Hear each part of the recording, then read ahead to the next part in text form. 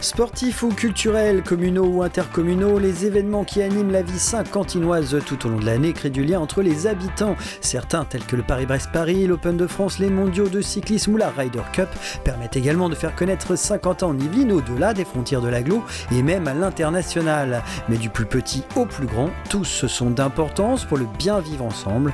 Petit tour d'horizon, exemple avec des événements aussi festifs que citoyens. Mon voisin est très brocante. Comme j'ai besoin de vider mon garage chaque année, je fais la brocante avec lui. On plaisante entre nous, l'ambiance est toujours sympathique. C'est très convivial, on rencontre plein de gens. Il y a un côté bon enfant, les objets ont une deuxième vie. Des livres pour les enfants, des jeux de société. À Montigny le 7 juin, à Elancourt pour la fête d'automne en septembre, la brocante de printemps à Manny ou encore comme ici la brocante d'Alfred fin mai à Voisin. Les vides-greniers sont toujours des moments privilégiés sur l'agglo, l'occasion d'échanger et de se rencontrer. On a cet événement qui nous permet d'aller au contact de l'habitant et de fédérer également ses habitants. C'est un moment, un repère culturel dans le temps. On va accueillir à peu près plusieurs milliers de personnes. C'est vraiment un événement familial puisque les enfants sont avec les parents et pour nous c'est important que ces moments de loisirs communs, familiaux existent. C'est de faire sortir les gens à la rencontre des autres. Les événements musicaux aussi sont toujours créateurs de liens sociaux et notamment les tremplins chansons ou rock comme celui qui est organisé à Voisin Salle de la Tour en mars ou encore le tremplin rock de Montigny le même mois, The Choice. Il y avait encore tout récemment celui de La Verrière intitulé Les Envols. J'en pense que du bien parce que je reviens tous les ans. Ça nous permet aussi de venir assister et pouvoir nous donner notre avis. Et en général, on en vient ébloui et on a découvert plein de choses intéressantes.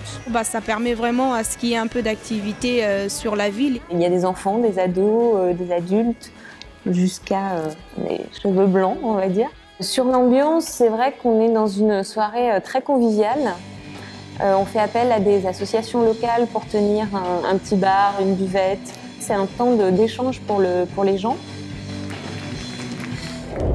Événement musical fédérateur par excellence, la fête de la musique est également bien représentée à Saint-Quentin en Yvelines, chorale à la Ville-Dieu à Elancourt ou encore 3 scènes avec pop, rock et musique classique à la Cour de Cauville à Voisin ou programmation variée à Guyancourt, il y en a pour tous les coups.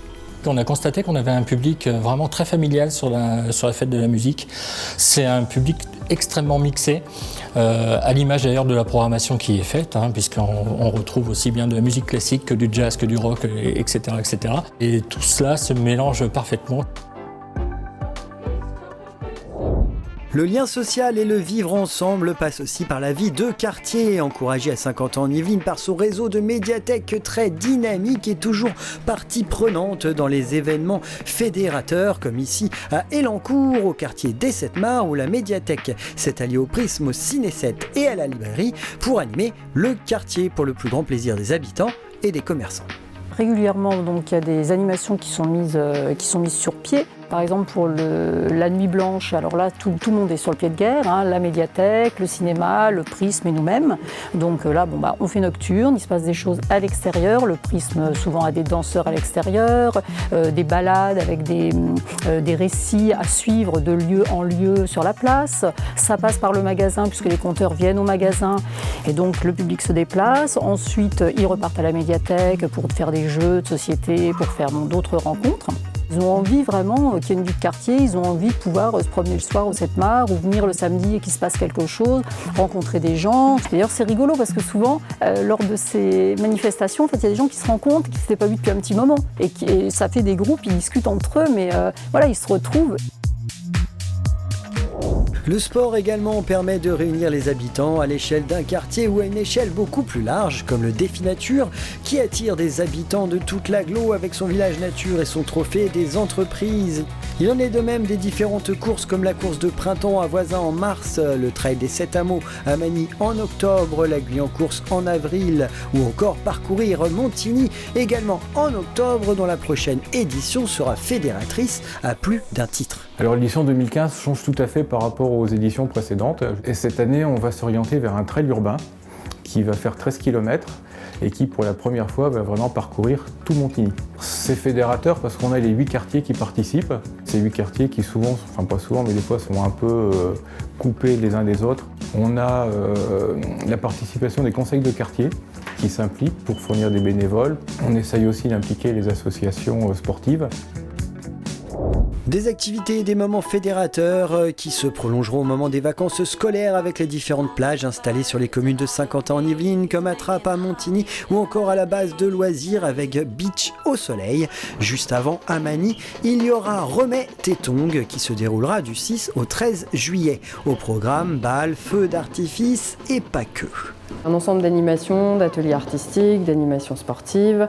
On y trouve des soirées avec du cinéma plein air, du théâtre plein air, des ateliers scientifiques. On a aussi des activités sportives avec des structures assez sensationnelles. C'est un moment festif, de partage, donc intergénérationnel.